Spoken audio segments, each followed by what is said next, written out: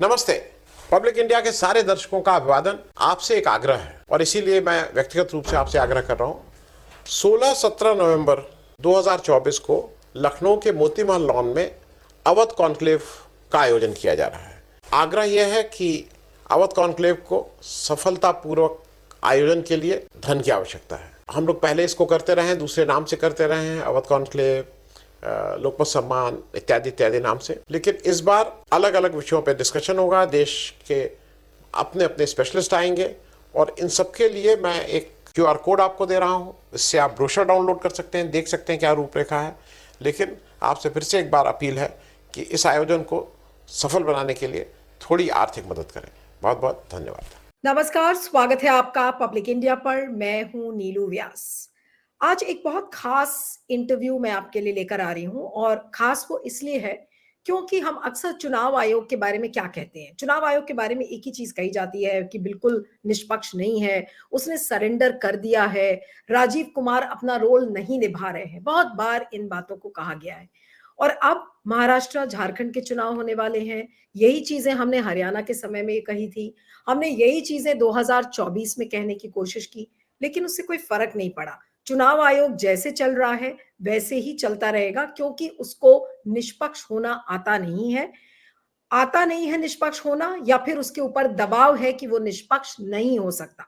लेकिन अगर आप चुनाव आयोग का रोल देखें, और अभी नहीं, जब संविधान बना था तब से, तो आज उन बातों को याद करना जरूरी है कि आज हम बार बार क्यों इस बात को कहते हैं कि राजीव कुमार निष्पक्ष नहीं है, राजीव कुमार बिल्कुल एक जो अपर डिवीजन क्लार्क होता है उसकी तरह बिहेव कर रहे हैं। आज इन बातों को समझना जरूरी है और एक नहीं, इन बातों को बार बार दोहराना जरूरी है और आप तक पहुंचाना जरूरी है, ये समझाने के लिए कि चुनाव आयोग को क्या हो गया है, चुनाव आयोग को क्या कोई बीमारी हो गई है, या फिर चुनाव आयोग अपनी ताकत भूल चुका है, या फिर चुनाव आयोग को यह नहीं समझ में आ रहा है कि उसकी संस्था का क्या हो गया है। आज चुनाव आयोग को जगाने की जरूरत है और इसीलिए आज एक खास interview retired IAS officer MG Devasahayam के साथ, जो कि एक लेखक हैं और रिटर्निंग रह चुके हैं। जब इमरजेंसी के दौरान चुनाव हुआ था तो वो उस समय से लेकर आज तक का जो डिफरेंस है वो ये भी बताएंगे। लेकिन अब बार बार क्यों राजीव कुमार को कोस रहे हैं? कोसना शब्द मैं इसलिए बोल रही हूँ, बहुत हार्ड हिटिंग शब्द है, लेकिन कोसते इसलिए हैं क्योंकि जब लोग अपनी जिम्मेदारी भूल जाएं तो उनको झकझोर कर याद दिलाना पड़ता है कि भाई ये आपकी ड्यूटी है, आप इसको समझिए। इसीलिए मैं देवसहायम जी का आज इंटरव्यू कर रही हूँ और इस इंटरव्यू को आपके लिए लाना जरूरी है ताकि आप समझने की कोशिश करें आखिर बार बार ये बातें चुनाव आयोग और राजीव कुमार के बारे में क्यों कही जा रही हैं। देवसहायम साहब, आपका बहुत बहुत स्वागत है। Thank you so much for joining on public India.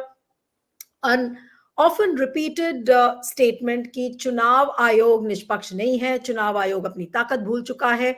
लेकिन क्या कहेंगे, अभी तो अमेरिका में भी चुनाव हुआ, अमेरिका में चुनाव हो गया, उसके बाद हमने अपने देश में 2024 का चुनाव देखा, फिर हरियाणा का चुनाव देखा और अब हम 2 चुनाव और कराने जा रहे हैं।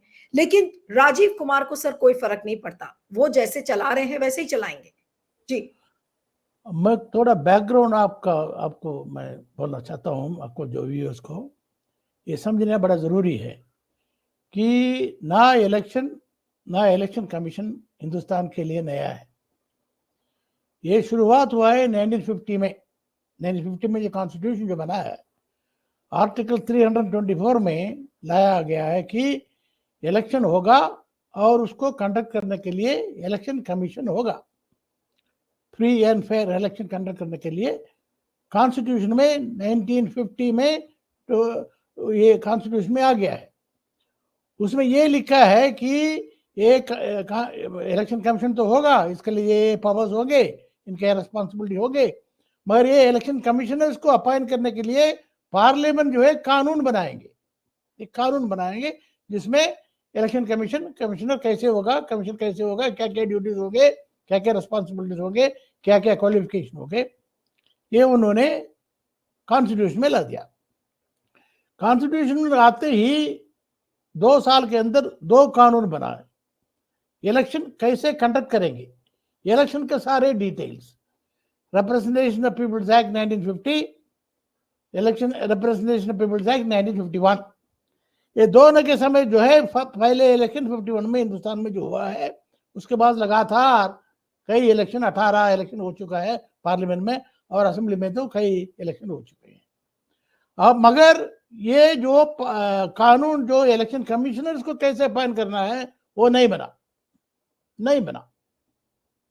वो उसमें उसमें तुम्हें इन्होंने क्या किया उस टाइम पे, ये इन्होंने एक वो ट्रेडिशन फॉलो कर दिया है कि क्योंकि उस टाइम पे ये तो कि ये इलेक्शन कंडक्ट करने के लिए काफ़ी एडमिनिस्ट्रेटिव अरेंजमेंट करना पड़ेगा, पूरा हिंदुस्तान में कोऑर्डिनेट पड़ेगा, एक डिस्ट्रिक्ट कलेक्टर्स के साथ कोऑर्डिनेट पड़ेगा, ये सारे अरेंजमेंट करना पड़ेगा। इसलिए ये अच्छा रहेगा एक सीनियर एडमिनिस्ट्रेटर को बना दे इलेक्शन कमिश्नर। एक ही इलेक्शन कमिश्नर होता था, चीफ इलेक्शन कमिश्नर होता था। तो एक सीनियर एडमिनिस्ट्रेटर शुरू में तो ICS वाला था, फिर IAS वाले थे, तो उनको जो मेरिट में जो उनको सेलेक्ट करके उसको अपॉइंट कर लेते थे। वो अपना जो है इलेक्शन चलता था, उसमें प्रॉब्लम नहीं था।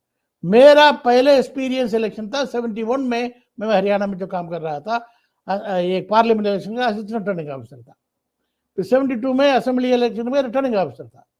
फिर 77 में मैं पार्लियामेंट इलेक्शन में रिटर्निंग ऑफिसर था, चंडीगढ़ का, इमरजेंसी के बाद जो हुआ 77 में। तो ट्रेडिशन उस टाइम पे ऐसे बना हुआ था कि इलेक्शन कमीशन तो बिल्कुल निष्पक्ष था, बिल्कुल। एंड सारे ऑफिसर जो IAS ऑफिसर्स, IPS ऑफिसर्स, ऊपर से नीचे तक डिस्ट्रिक्ट कलेक्टर तक रिटर्निंग ऑफिसर्स थे, वो निष्पक्ष चलता थी। अभी मुझे याद है इमरजेंसी का इतना ये बदनामी कर रहे हैं। इमरजेंसी के टाइम पे इलेक्शन हुआ था 77, मैं रिटर्निंग ऑफिसर था चंडीगढ़ में, बड़ा जबरदस्त फाइट हुआ। कृष्णकांत जी वहां से जनता पार्टी कैंडिडेट और यशपाल कपूर कांग्रेस का कैंडिडेट था, मगर इलेक्शन इतना फ्री एंड फेयर हुआ, कृष्णकांत जी विदाउट एनी रिसोर्सेस वो जीता। तो क्योंकि इलेक्शन फ्री एंड फेयर था, और आपको पता है इंदिरा गांधी भी हार गई थी और पूरा जो है 2/3 मेजॉरिटी में जनता पार्टी पावर में आया। तो उसके बाद चलते रहे मगर कानून नहीं बना। तो मगर जैसे चलते रहे इलेक्शन कमीशन का इंडिपेंडेंस कम होते रहे, फिर भी इंडिपेंडेंट ऑटोनॉमी था। उसके बाद जो है मुझे इलेक्शन कमीशन का ताल्लुकात जो हुआ अभी याद है कि 2014 में, 2004 में, क्योंकि ये बैकग्राउंड जरूरी है क्यों हम इलेक्शन कमीशन के ऊपर इतना हम वो दुखी है। तो ये 2004 में तो ये EVM इंट्रोड्यूस किया। तो मैं इलेक्शन का उस टाइम पे काफ़ी इंटरेस्ट लेता था, तो मुझे EVM के ऊपर काफ़ी शक आ गया था क्योंकि मशीन के ऊपर मुझे भरोसा नहीं था। तो मैंने चीफ इलेक्शन कमिश्नर को लिखा है, मैं ऑर्डिनरी रिटायर्ड IAS ऑफिसर था, चीफ इलेक्शन कमिश्नर लिखा था। अभी याद है TS Krishnamurthy chief election commissioner था। मैंने उनको मेरे डाउट्स एक्सप्रेस करके उनको चिट्ठी लिखा है, देखिए ये मेरा डाउट्स है, ये आप इलेक्शन कमीशन इसमें क्लैरिफाई करें। 2 हफ्ते के अंदर कृष्णमूर्ति ने 3 पेज का जवाब मुझे भेज लिखा, खुद दस्तखत करके।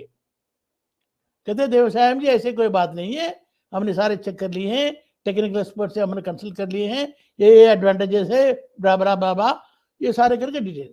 तो मैं टेक्निकल आदमी नहीं हूँ, छोड़ दिया उसको। मैं उसको बारे में उसके बाद टेकअप ही नहीं किया। भरोसा, क्योंकि इलेक्शन कमीशन को भरोसा था, कृष्णमूर्ति के ऊपर भरोसा था, भाई ये तो मनमानी नहीं करेंगे, बेईमानी नहीं करेंगे, फेथ, ट्रस्ट। फिर ये EVM के ऊपर शक शुरू हुआ, बीजेपी ने शुरू किया। 2009 इलेक्शन के बाद बीजेपी ने बड़ा एक फौजी बना दिया, डॉक्टर सुब्रमण्य स्वामी और नरसिम्हा राव और वो उसका अपना अद्वानी साहब भी थे उसमें, ये सारे करके इलेक्शन। तो ये EVM के इश्यू तो स्टार्ट किया है कि बीजेपी ने 2009-2010 से उसको सॉल्व करने के लिए वीवीपैट लाया, वोटर वेरिफिकेबल पेपर ऑडिट ट्रेल। उस टाइम पे मेरे एक खास दोस्त था, वो चीफ इलेक्शन कमिश्नर अमिन कुरैशी, ईमानदार बच्चे, स्ट्रेट फॉरवर्ड ऑफिसर था। कहते ये शक लोगों के मन में आ गए हैं, हम इसको वीवीपैट लाएंगे, वीवीपैट को लगा देंगे, पेपर स्लिप ला देंगे, पेपर स्लिप को गिन लेंगे, गिन के लोगों को मन में आ जाएंगे कि वेरिफिकेशन हो जाएगा, तो मशीन का ऊपर से डाउट शुरू हो जाएगा। पूरा हॉनेस्ट इंटेंशन से कुरैशी और उसका टीम, उसके बाद संपत आया, चीफ इलेक्शन कमिश्नर आया, और भी लोग आए हैं, तो हम सबके साथ बड़ा अच्छा इंटरेक्शन हम करते थे। जब भी हम पूछते थे कोई शक, एकदम जवाब आता था, क्लैरिफिकेशन होता था। मगर 2017-18 से जो शुरू हुआ, उसके बाद इलेक्शन कमीशन को सील कर दिया। कोई पूछे, कोई बात करें, आप क्यों जवाब कह रहे हैं नहीं। सर? आपने कहा कि मैं फर्स्ट पेज को कंप्लीट कर लेता हूँ, अभी कभी कर लेता हूँ। ओके, फिर हमने एक, आपको पता होगा, कॉन्स्टिट्यूशनल कॉन्टेक्ट ग्रुप, हमारा अभी 200 करीब farmer IAS officers, IPS officers सारे हैं। ये सारे IAS ऑफिसर्स कई इलेक्शन किए हुए हैं, तो हमने उनको सर कांटेक्ट किए हैं। कांटेक्ट तो तभी एक चीफ इलेक्शन कमिश्नर था रावत, तो 2018 में था, दिसंबर में वो रिटायर हुआ। वो तब तक तो वो इंटरेक्शन दोबारा शुरू हो गया था, तो हमारा ग्रुप उनसे बात मिलते थे, डिस्कस करते थे। दिल्ली में बात हुआ और बेंगलुरु में बात हुआ, स्पेशल बात हुआ, कहते ये तो VVM के ऊपर जो शक है वो हम इसको दूर कर लेंगे, वो इनिशिएटिव हो रहे थे। मगर मैं फुल रिस्पॉन्सिबिलिटी से बात कर रहा हूँ, मैं तभी बात करता हूँ, मैं बताता हूँ, वैसे बकवास नहीं करता हूँ, पर्सनल एक्सपीरियंस से बात करता हूँ। 2018 दिसंबर से आज 2024, अभी ये नवंबर हो रहा है, 6 साल से ज्यादा इलेक्शन कमीशन को सील कर दिया है।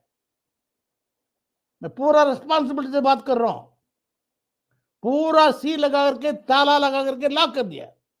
कोई अंदर नहीं जा सकता, कोई इंटरेक्शन नहीं, कोई चिट्ठी लिखे जवाब नहीं, कोई ईमेल भेजें जवाब नहीं, कोई डेलीगेशन जाए मिलने के लिए जवाब नहीं। और देखो, हम सिविल सोसाइटी का, तो मैं आम आदमी की बात नहीं कर रहा हूं, मैं तो रिटायर्ड IAS ऑफिसर्स की बात कर रहा हूं। ये इलेक्शन कमिश्नर हमारे नीचे काम किए हैं, ये जो बैठे हुए हैं, ये उसके बाद जो है सिविल सोसाइटी के डेलीगेशन जाते हैं, उनको उठा के फेंक देते हैं, अंदर नहीं जा सकते। और देखो, ये principal political party, opposition party Congress को क्या जवाब देते हैं? कांग्रेस का जो खारगे साहब है, वो करीब मेरे एज का है, 20+80, और उसको शटअप बोलते हैं। यू शटअप, यू फेलोज, बात राइट एनीथिंग, आप डिस्टर्ब कर देंगे पब्लिक लोगों को। अरे ग्रीवेंस रखेंगे, look at the language they are using. तो मेरे विचार में इलेक्शन कमीशन मर चुका है। The election commission, we know, people like us know, is dead, better bury it. क्योंकि इलेक्शन तो चलते रहेगा, मशीन में तो चलते रहेगा। वो इलेक्शन कमीशन ने इलेक्शन करवा रहा है, इलेक्शन तो करवा रहे हैं, डिस्ट्रिक्ट कलेक्टर्स करवा रहे हैं, डिस्ट्रिक्ट मजिस्ट्रेट्स करवा रहे हैं, रिटर्निंग ऑफिसर्स करवा रहे हैं। इलेक्शन कमीशन का रिस्पॉन्सिबिलिटी जो है वहां पे सुपरवाइज करने का है। They have completely become subservient to the political executive, as you mention, they have become clerical staff. ये इलेक्शन कमीशन से हमारा कोई फ्री एंड फेयर इलेक्शन को उम्मीद ही नहीं है। बहुत स्ट्रॉन्ग वर्ड्स सर आपने कहे। आपने कहा कि इलेक्शन कमीशन मर चुका है, उसको दफन करना जरूरी है, और अब बिल्कुल ऐसा लग रहा है कि दफन उसने कर लिया अपने आप को। लेकिन मुझे एक चीज आपसे समझनी है। आपने कहा कि 2017 और 18 तक चीजें ठीक थी, लेकिन उसके बाद से चुनाव आयोग बदल गया। ये बदलाव क्यों हुआ सर? और आज बार बार हम लोग इस बात को पुकार कर, चीख चीख कर इस बात को कह रहे हैं कि चुनाव आयोग बिल्कुल कॉम्प्रोमाइज्ड है, चुनाव के मैंडेट को चुराया जाता है, और एक नहीं कई चुनाव में इस तरीके की बातें हो गई हैं। लेकिन कोई फर्क नहीं पड़ता, ना सरकार को कोई फर्क पड़ रहा है, ना चुनाव आयोग को कोई फर्क पड़ रहा है। कैसे फर्क पड़ेगा? कब चुनाव आयोग वाकई में जग जाएगा? क्या ऐसा कोई करे कि चुनाव आयोग जग जाए और उसको अपनी जिम्मेदारी याद आ जाए? मैं आपका दूसरे सवाल के बाद में आऊंगा। पहले सवाल को, 217-18 तक कोशिश कर रहे थे, कोई गलतियां हो, कोई लोगों का ग्रीवेंस हो, वो ठीक करने के लिए इलेक्शन कमिश्नर्स कोशिश कर रहे थे। वो उनका इंटेंशन था, जेन्युइन था, कोशिश कर रहे थे, जो हो सका करने के लिए कोशिश किया, नहीं किया। मगर 2018 दिसंबर से सील कर दिया है, सील्ड। एक जवाब नहीं, एक रिप्लाई नहीं है, जैसे डेड बॉडी है, मुर्दा, मर्चुरी हाउस जैसे हो गया इलेक्शन कमीशन। इलेक्शन कमीशन तो वाइब्रेंट होना चाहिए, हमेशा लोग वहां से घूमना चाहिए, लोगों के साथ बात हो जाना चाहिए, इंटरेक्शन होना चाहिए, because that is the AP centre of democracy. Election Commission is the epicenter of electoral democracy. It must be full of life, full of people. वो जाके देखिए, आप जाके देखिए, आप दिल्ली में रहते हैं, जाके देखिए, प्लीज ट्राई. जो ये 2024 इलेक्शन चल रहा था, सिविल सोसाइटी ने हमने मीटिंग किया है, पूरे हिंदुस्तान का मीटिंग बेंगलुरु में हमारा मीटिंग करने के बाद रेजोल्यूशन पास किया 1 2 3 4 करके. हमने सोचा ये रेजोल्यूशन जो है इलेक्शन कमीशन को देंगे. तो हमारा जो दिल्ली का जो लोग बैठे कुछ एक्टिव हमारे साथ है, उनको ये ड्यूटी लगाया. 3 वेरी एक्टिव लेडीज. एक तो आप जानते होंगे अपना ये अंजलि भारद्वाज, देन अमृता जोरी, देन नवशरण सिंह. तो उसके साथ एक फार्मर हमारा एम्बेसडर था शर्मा, अशोक शर्मा. ये 4-5 लोग ये डेलीगेशन लेके वो रिप्रेजेंटेशन देने के लिए गए. उनके गेट के अंदर जाने नहीं दिया. They were not allowed to go inside the gate. Gate पूरा ताला लगा हुआ था, पुलिस खड़े थे. बाद में ये रिक्वेस्ट करके करके करके थोड़ा उनका अंदर जाने दिया, और ये छोटा सा वो पिजन होल जैसे बना हुआ है, वहां जाकर के दरखास्त देके जाओ. What do they think election commission is? क्या समझते हैं ये इसलिए मैं कह रहा हूं, ये इलेक्शन कमीशन हमारे जरूरत नहीं है. Election commission must be a vibrant democratic body, otherwise why do we need election commission. तो इसलिए तो मैं सॉरी, आपको मैं इंटरप्ट कर रही हूँ. आपने कहा कि इलेक्शन कमीशन की जरूरत नहीं है, लेकिन अभी अगर जो लोग इंटरव्यू देखेंगे, इसी पोर्शन को वो काट देंगे, आपके और हमारे इस पोर्शन को, जहां आपने कहा है कि इलेक्शन कमीशन की जरूरत नहीं है, और फिर ये कह देंगे कि देखिए ये तो एंटी डेमोक्रेटिक लोग हैं, ये कह रहे हैं कि इलेक्शन कमीशन की जरूरत नहीं है. आपको पता है ना ट्रोल आर्मी कैसे काम करती है. आपका ये पोर्शन काटकर मेरा ये सवाल लगाकर पूरी ट्रोल आर्मी उसको ये साफ करना चाहता हूँ. इससे ये टाइप के जो अभी फंक्शन कर रहे हैं, ऐसे इलेक्शन कमीशन नहीं चाहिए. इलेक्शन कमीशन चाहिए, नॉट मरा हुआ election commission. Vibrant, active, public centred, people centred, voter centred election commission चाहिए, जरूर चाहिए. ये ऐसे किस्म का इलेक्शन कमीशन चाहिए. अगर कोई लिखे पॉलिटिकल पार्टीज लिखे तो शट अप करो. तुम लोगों को ये भड़का रहे हो, क्या भड़का रहे हैं? उन्होंने कोई शक पूछा है?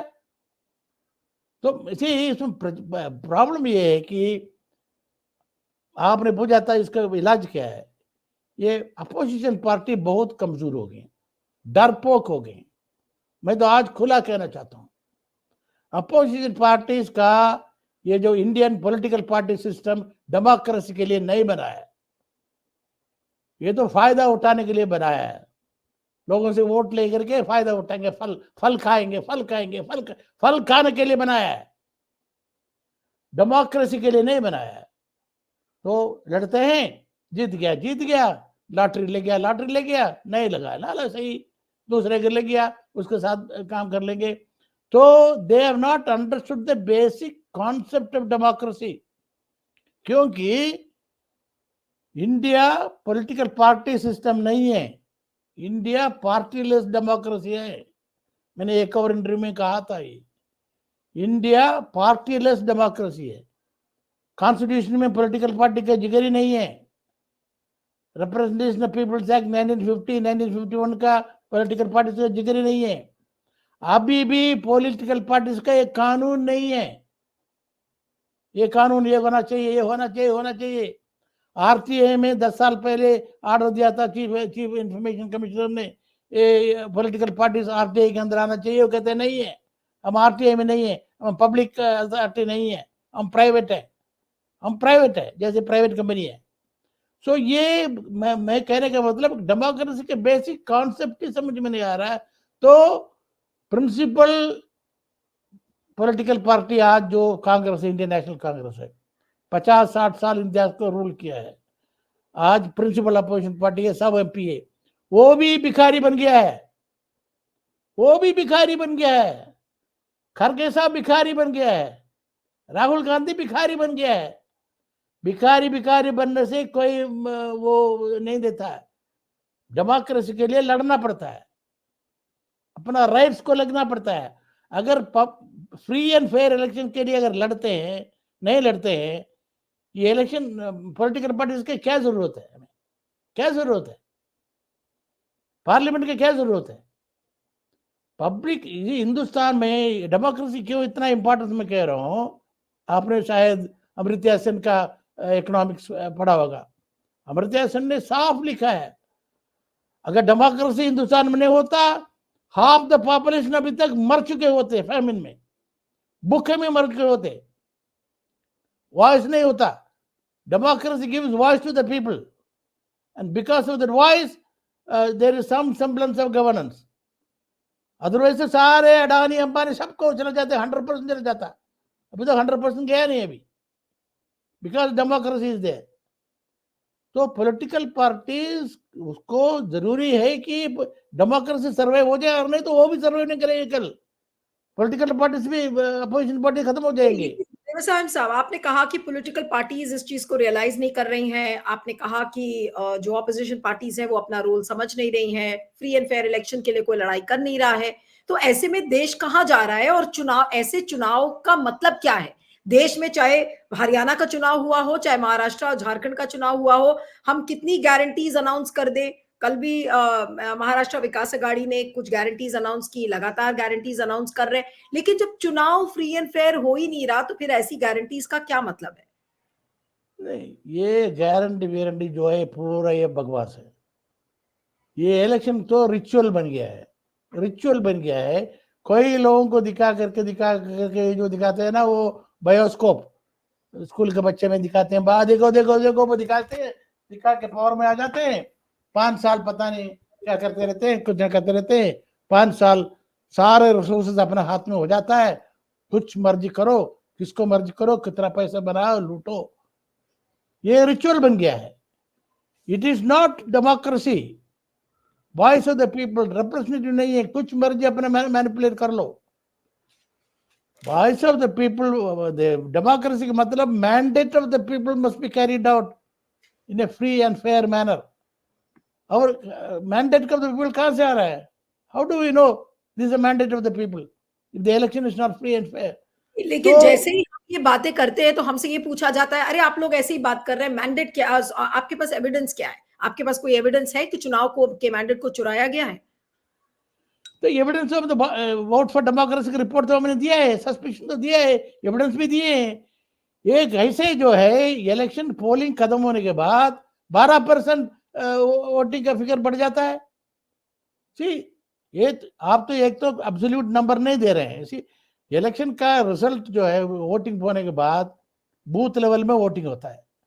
वोटिंग लेवल में शाम को 6 बजे 7 बजे खत्म होने के बाद बटन दबा रहा है प्रेसिडेंट ऑफिसर, उसका नंबर पर, उसके सामने परसेंटेज नहीं आता, उसके सामने नंबर आता है 700 वोट, 730 वोट, इतना वोट। तो वही नंबर वो इन्फॉर्म कर रहा है प्रेसिडिंग ऑफिसर, उनका बूथ में क्या नंबर आया, 17 फॉर्म 17A 17C को मैचअप करने के बाद प्रेसिडिंग रिटर्निंग ऑफिसर को इन्फॉर्म कर रहा है। रिटर्निंग ऑफिसर उसको टैली कर रहा है, टैली करके वही नंबर ही इन्फॉर्म कर रहा है इलेक्शन कमीशन को, नंबर ही दे रहा है, परसेंटेज नहीं दे रहे हैं। और ये कैसे है कि इलेक्शन कमीशन नंबर देना बंद कर दिया, परसेंटेज दे रहा है। और रात को 8 बजे 9 बजे तो परसेंटेज देते हैं 60%, नेक्स्ट डे ये परसेंटेज हो जाता है 70% हो जाता है। अरे 60 हो गया तो 61 हो सकता है। सर, आपने ये कई बार ये बातें हम लोग कर चुके हैं, लेकिन अब इसका इलाज क्या है? मुझे तो ये नहीं समझ में आ रहा है। क्या राजीव कुमार को हटाने से इसका इलाज हो जाएगा? इलेक्शन राजीव कुमार AB कुमार के बारे में ये बात नहीं है, ये पर्सनालिटीज का बात नहीं है। ये इलेक्शन कमीशन का जो कैसे ये जो कानून जो बनाया था बाद में सुप्रीम कोर्ट ने जो ऑर्डर दिया है, वो कम से कम ये एक्चुअली कॉन्स्टिट्यूशन असेंबली में जो डिस्कस जो हुआ था मैं ये बताता हूँ आपको, उनमें ये डिस्कस किया था कि parliament should select the election commissioners, 2/3 majority in parliament mister Saxena brought in an amendment कि पार्लियामेंट में, क्योंकि election commission have the confidence of the opposition also. Theory ये था कि election commissioner to be free and fair should have the confidence of opposition also. इसलिए parliament में सिर्फ simple majority नहीं है, तो कहते हैं एक पार्लियामेंट कमेटी बनना चाहिए, पार्लियामेंट कमेटी क्वालिफिकेशन डिसाइड करना चाहिए, और पार्लियामेंट कमेटी डिसाइड करने के बाद तो लोगों को, जैसे अमेरिकन सिस्टम होता है, अमेरिकन हाउस कमिटीज होते हैं, उनके सामने पेश होना चाहिए, वो फिर रिकमेंड करेंगे, पार्लियामेंट को रिकमेंड करेंगे। ये 3 पैनल है हमारा, और पार्लियामेंट जो है 2/3 मेजॉरिटी से उसको डिसाइड करेंगे। प्रेसिडेंट अपॉइंट करेंगे, प्रेसिडेंट अपॉइंट करना फॉर्मेलिटी है। ये सक्सेना साहब ने ये कॉन्स्टिट्यूशन असेंबली में अमेंड किए हैं, पर वो कंप्लीट नहीं हुआ कि हरी भरी में कॉन्स्टिट्यूशन डिक्लेयर हो गया, तो सोचे थे कानून बनेगा, कानून बना नहीं है। और 2023 में सुप्रीम कोर्ट ने उसी को रेफरेंस करके उन्होंने एक जजमेंट दिया, ठीक है ये इतना डिटेल पार्लियामेंट्री प्रोसीजर करना तो मुश्किल है, इसलिए हम सिलेक्शन कमेटी बनाएंगे, prime minister, leader of the opposition और चीफ जस्टिस। उस टाइम लीडर ऑफ अपोजिशन तो था नहीं, अभी तो लीडर ऑफ अपोजिशन है, मगर उन्होंने उसके बाद तो 3-4 महीने में कानून बनाया, वो चीफ जस्टिस को उठा के फेंक दिया, और एक प्राइम मिनिस्टर, एक उनका अपना एक और मिनिस्टर लीडर ऑफ अपोजिशन नाम के वास्ते। कहते ये बिल्कुल ही ये सारे खत्म कर दिया, पूरा सिस्टम ही खत्म कर दिया। तो अगर सीरियस है कि मेरा सजेशन ये है, देखो हिंदुस्तान में कई इश्यूज हैं, इकोनॉमिक इश्यूज हैं, पॉलिटिकल इश्यूज हैं, सोशल इश्यूज हैं, कास्ट इश्यू हैं, ये इश्यू है, डिस्क्रिमिनेशन है, इनइक्वलिटी है, सारे हैं, मगर मेरे विचार में सबसे बड़ा इश्यू डेमोक्रेसी है, इलेक्ट्रल डेमोक्रेसी है, इलेक्ट्रल इंटेग्रिटी है, इलेक्ट्रल सिस्टम है। ये जो इलेक्ट्रल सिस्टम पिछले 75 ईयर्स में काफी डीके हो चुका है, काफी करप्ट हो चुका है। तो पार्लियामेंट अगर डिटेल में डिस्कस न करें, एक्सपर्ट्स के साथ बात कर ले, क्योंकि ये टेक्निकल बन गया है, पहले टेक्निकल नहीं था, अब टेक्निकल एक्सपर्ट्स के भी बहुत अच्छे एक्सपर्ट्स हमारा इंडिया में है, इलेक्शन एक्सपर्ट्स हैं, पूरा दुनिया में है, उनको बुला के बैठे, क्रॉस द टेबल बैठ करके पूरा इलेक्शन सिस्टम को रिव्यू करें। ये मेरे सजेशन था पार्लियामेंट के लीडर अपोजिशन को। I am appealing to the leader of the opposition Shri Rahul Gandhi to take it seriously. वो तो इसका तमाशबीन बना के रखा हुआ है, कभी कमेंट देते हैं ईवीएम राजा का दिल ईवीएम में है, ये इसे कमेंट करने का leader of opposition should be mature. If he has got doubt about EVM, he must go the full way, go for a full review. Parliament must spend at least a week debating, discussing the entire electoral system and appointment of the election commissioners, नहीं, लेकिन sir ये EVM तो system. तभी होगा ना जब political will होगी, political will उसके लिए जरूरी है, सत्ता पक्ष करवाएगा नहीं। और अगर ऑपोजिशन के कैंप में भी चुनावी मशीन्स को लेकर अगर रिजर्वेशंस है, तो फिर इस मुद्दे को कैसे आप आगे बढ़ाएंगे? हम और आप 50 इंटरव्यूज कर लेंगे तो भी कोई फर्क नहीं पड़ रहा, हम लोगों को पागल भी डिक्लेयर कर देंगे, एक समय ये भी आ जाएगा कि अरे ये तो बेवकूफ है, ये तो बोलते ही जा रहे हैं, डाउट हमेशा क्रिएट करते रहेंगे, ऐसी बातें होती हैं सर।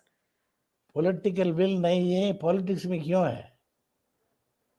सी कल या परसों राहुल गांधी ने एक आर्टिकल लिखा है जी, बिजनेस, ही वाज गिविंग, ये ईस्ट इंडिया कंपनी जैसे चल रहा है अभी, this not the way to run the economy, और economy should be inclusive, I am there for the people to see the economy is inclusive, East India company, वो तो ठीक है, अरे you should be there first to preserve democracy,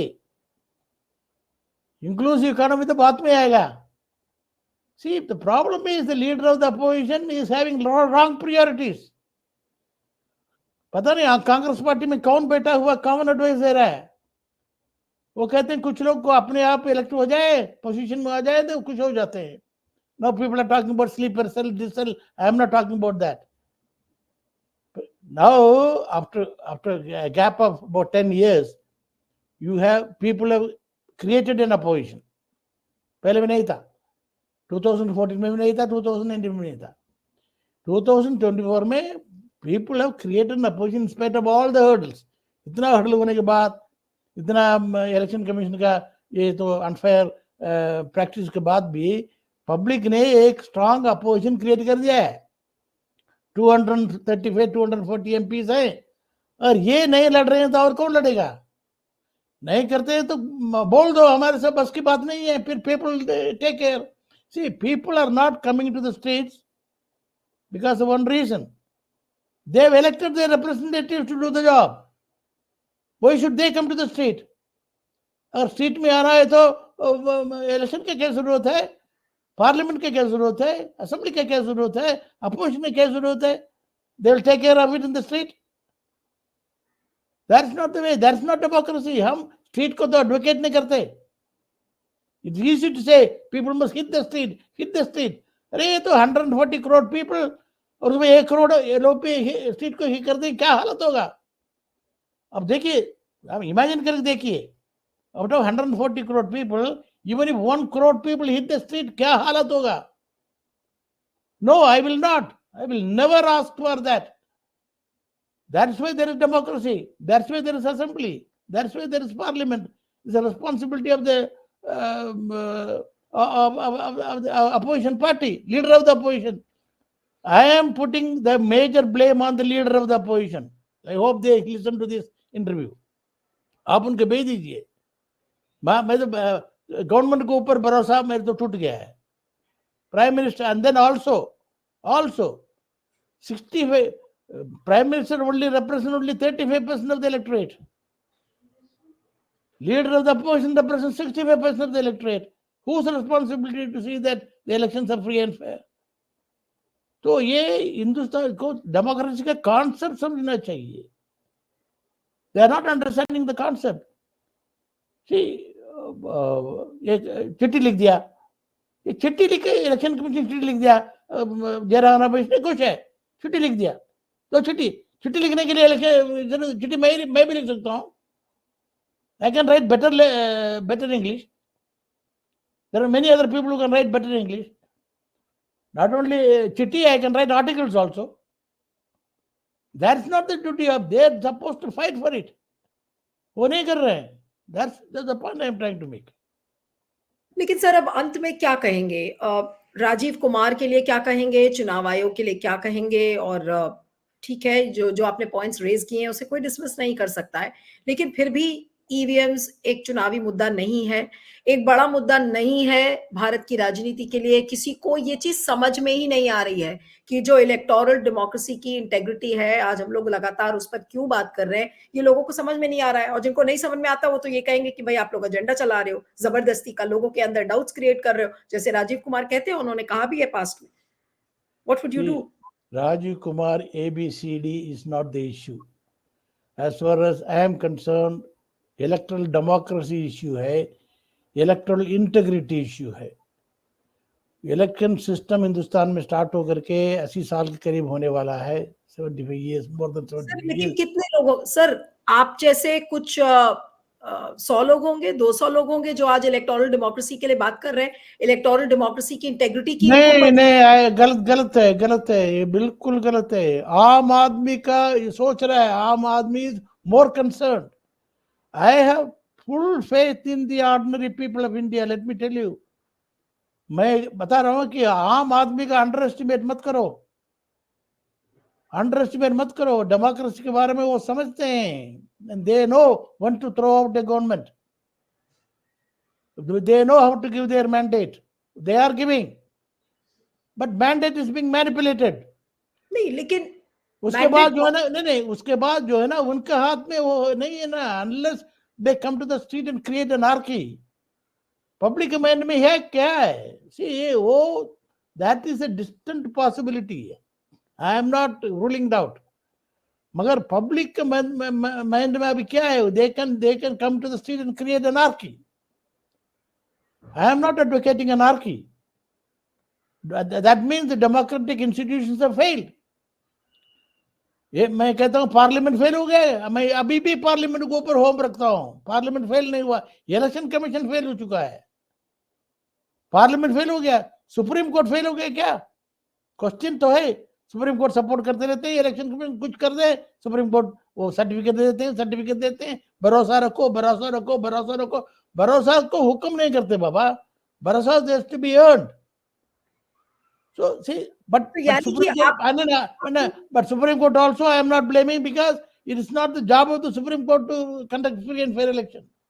election commission का same status दे रखा है, supreme court का same status है। इलेक्शन कमीशन का रिस्पॉन्सिबिलिटी है, सुप्रीम कोर्ट में जाना नहीं चाहिए था। मेरे विचार में ये मामला सुप्रीम कोर्ट में जाना ही नहीं चाहिए। Election commission should have taken care of it. Now, since election commission is not taken care of it, since Supreme Court is also not taking care of it, लोग तो कई बार कटक किए हैं और ना। Now it's time Parliament is the supreme body of the people, representative of the people. Parliament has to take it up, and Parliament में take करने का, even if the Parliament is disturbed, I don't care. Leader of the opposition must take it up in a big way in Parliament and see that unless this matter is discussed in great detail, today मैं बता रहा हूँ, अगर आप referendum रखेंगे, आप बोलते हैं ना लोग इनके बारे में ख्याल नहीं करते हैं, please try a referendum. 80% of the people vote against election commission, 80% of the people vote against the EVM. I am giving you confidence. नहीं तो आप ये कौन कराएगा? आपने कहा कि चुनाव आयोग के खिलाफ एक रेफरेंडम होना चाहिए इसमें, ताकि लोगों को समझ में आए कि भाई कितने लोगों को भरोसा है। कौन कराएगा ये रेफरेंडम? नहीं, एक ओपिनियन पोल आया है, कुछ 72% कहते हैं दे हैव नो कॉन्फिडेंस। अगर पूरा रेफरेंडम करेंगे तो 80% ज्यादा होगा। Let there be a democratic decision. बात यह है कि हमने एक ऐसे सिचुएशन लेवल में आ गए, अगर ये नहीं होता, अगर इलेक्शन कमीशन खुला बात करते, कम्युनिकेशन रखते, लोगों से बात करते, ये डेमोक्रेटिक वे अगर इलेक्शन कमीशन चला, अरे डेमोक्रेसी को चलाने के पहले इलेक्शन कमीशन डेमोक्रेटिक होना चाहिए, पॉलिटिकल पार्टी डेमोक्रेटिक होना चाहिए, सिर्फ पब्लिक डेमोक्रेटिक होना चाहिए क्या? अभी इलेक्शन कमीशन डेमोक्रेटिक नहीं है, पार्लियामेंट डेमोक्रेटिक नहीं है, पॉलिटिकल पार्टी डेमोक्रेटिक नहीं है, तो फिर क्या बात कर रहे हैं हम? So people have to realize now, see, we cannot come to very strong conclusions. अभी भी फेथ है, पर इलेक्शन कमीशन के ऊपर फेथ नहीं है, सुप्रीम कोर्ट के ऊपर भी फेथ आहिस्ते आहिस्ते कम हो रहा है, बट पार्लियामेंट के ऊपर स्टिल फेथ है, because that they are elected by the people. तो ये अगर इलाज ना रोके तो उसके बाद you can't say what is going to happen. वो तो हम फोरकास्ट नहीं कर सकते, वो तो हमारा हाथ में नहीं है। आपसे करूंगी देवसायम साहब की राजीव कुमार जैसे लोगों का क्या इलाज है, लास्ट में यही पूछूंगी। राजकुमार जैसे लोगों को तो अभी इस सिस्टम में तो इलाज नहीं है ना, उनको तो मिनिमम टर्नओवर है, जिस टर्नओवर में तो वो रिटायर होकर चले जाएंगे, एक और राजकुमार आ जाएगा। तो it's not Rajkumar, Rajiv Kumar, it is the institution. I don't know Rajiv Kumar. He may be an excellent officer. I don't know. मैं तो कह रहा हूँ कि मैं इंस्टीट्यूशन की बात कर रहा हूँ, बाकी दोनों जो अभी नया ज्वाइन किया है उनका नाम ही नहीं पता मुझे। I don't even remember the name because they are keeping themselves so probably Rajiv Kumar ने उनको शटअप कर दिया होगा, वो चुप बैठे हुए हैं। So I am talking about the institution of Election Commission of India, not Rajiv Kumar or any other Kumar. No, not at all. चलिए, मैं सारे दर्शकों से यही कहूंगी कि इस इंटरव्यू को ज्यादा से ज्यादा वायरल करें, ज्यादा से ज्यादा लोग सुने, ताकि जो इलेक्टोरल डेमोक्रेसी है उसको आप समझें कि आखिर हम लोग बार बार ये क्यों कह रहे हैं कि चुनाव आयोग, आज बहुत कड़े शब्दों का इस्तेमाल देवा साहब ने कहा, और उन्होंने कहा कि इलेक्शन कमीशन बिल्कुल एक मुर्दा घर हो गया है, मौचरी बन चुका है और मुर्दे की तरह बिहेव कर रहा है। ऐसे शब्द पत्रकारिता की जिंदगी में मैंने पहले कब ऐसे कड़े शब्द चुनाव आयोग के लिए नहीं सुने हैं, लेकिन अब बोलना पड़ रहा है क्योंकि अब पानी सिर के ऊपर से निकल चुका है और कोई ये देश में नहीं चाहता कि चुनाव आयोग ना हो, कोई ये देश में नहीं चाहता कि कोर्ट्स ना हो। और जो बीजेपी की ट्रोल आर्मी है, और अगर वो कुछ पोर्शंस इस इंटरव्यू के काट के चलाएंगे, तो उनके लिए भी मैं कह रही हूं कि प्लीज आप पूरा इंटरव्यू सुने, क्योंकि मुझे पूरा यकीन है कि इस इंटरव्यू के पोर्शंस को काट काट कर ये बोला जाएगा कि देवसहायम और नीलू व्यास एनार्किस्ट हैं, देश में डेमोक्रेसी नहीं चाहते।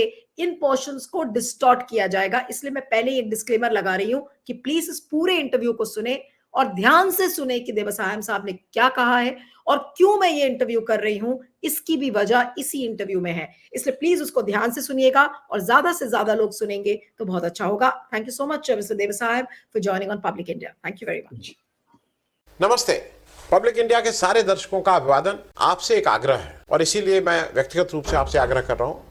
16-17 नवंबर 2024 को लखनऊ के मोती महल लॉन में अवध कॉन्क्लेव का आयोजन किया जा रहा है। आग्रह यह है कि अवध कॉन्क्लेव को सफलतापूर्वक आयोजन के लिए धन की आवश्यकता है। हम लोग पहले इसको करते रहे हैं, दूसरे नाम से करते रहे हैं, अवध कॉन्क्लेव, लोकमत सम्मान इत्यादि इत्यादि नाम से, लेकिन इस बार अलग अलग विषयों पर डिस्कशन होगा। देश के अपने अपने स्पेशलिस्ट आएंगे, और इन सबके लिए मैं एक QR कोड आपको दे रहा हूं। इससे आप ब्रोशर डाउनलोड कर सकते हैं, देख सकते हैं क्या रूपरेखा है। लेकिन आपसे फिर से एक बार अपील है कि इस आयोजन को सफल बनाने के लिए थोड़ी आर्थिक मदद करें। बहुत बहुत धन्यवाद।